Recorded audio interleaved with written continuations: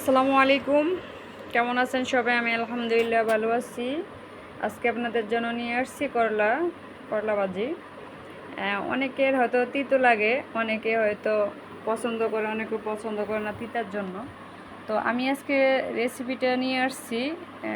ইনশাল্লাহ আপনাদেরকে আমি কথা দিতে পারি, তিতা লাগবে না একটু যদি এভাবে এই প্রসেসে যদি আপনারা ভাজি করতে পারেন।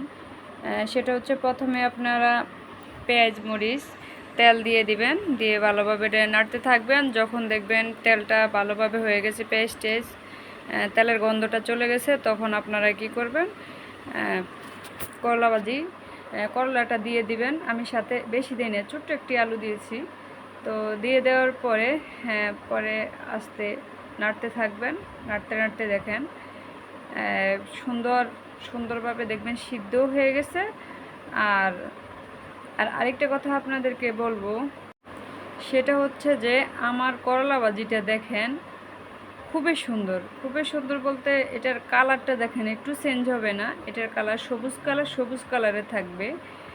একটা কথা। আরেকটা কথা হচ্ছে আমি যেভাবে রান্না করতেছি তার মধ্যে ওখানে যখন দিবেন তখন আপনারা লবণ, তার হলুদ দিবেন, আর অন্য কিছু দিবেন না। এটার সাথে যেহেতু কাঁচামরিচ আছে, তাও আপনারা দেবেন না, মরিচের গুঁড়া দিবেন না, তাহলে গন্ধ লাগবে।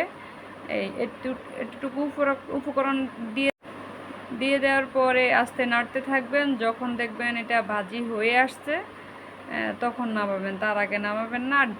সাবধান, আপনারা কিন্তু করলা ভাজির মধ্যে কখন আপনারা ডাকনা দিবেন না। আর ডাকনাটা দেওয়ার কারণে মূলত কিন্তু তিতা লাগে। আর আমি এই যে প্রসেসে আজকে রান্না করছি, আপনারা ট্রাই করে দেখবেন, ইনশাল্লাহ কোনো তিতে লাগবে না।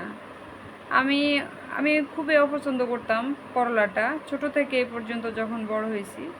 তো এখন আমি নিজে পাকায়া খাই, ভাজি করি আর রান্না করি, দুইটি আমার কাছে তিতা লাগে না, খুব মজা লাগে। তো এই জন্য আমি আজকে এই রেসিপিটাই আপনাদের জন্য নিয়ে আসছি। আবার অনেক ব্যাচেলার ভাইয়েরা আছে, প্রবাসী আছে অনেক ভাইয়েরা, ওনারা হয়তো এই করলা ভাজিটা ঠিকঠাকভাবে করতে পারে না, অনেকে জানে না কিভাবে করে। তো এই জন্য আমি একটা 3 মিনিটের ভিডিওর মাধ্যমে আপনাদের তুলে ধরছি। আলহামদুলিল্লাহ, আশা করি আপনারা শিখে গেছেন।